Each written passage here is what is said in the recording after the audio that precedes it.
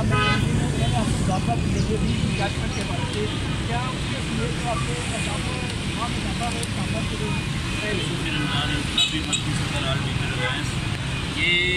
مریم نواز صاحبہ نے بتاتی کی ہے.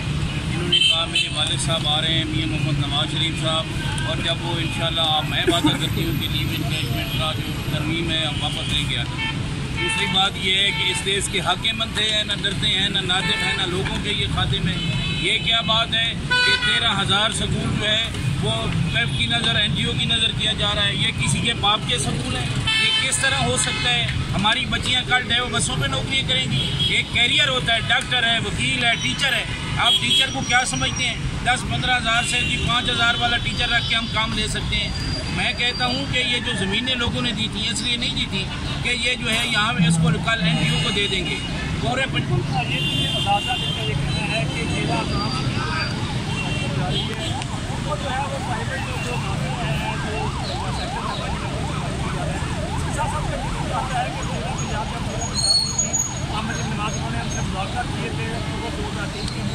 سے یہ وعدہ کیا تھا کہ ان کی پینشن میں جو اضافہ کیا جائے گا، اس کے ساتھ ساتھ جو لیو انکیشمنٹ ہے اس کا جو رول نگراں حکومت نے جاری کیے تھے اس کو اس کے ساتھ ساتھ جو دیگر مطالبات ہیں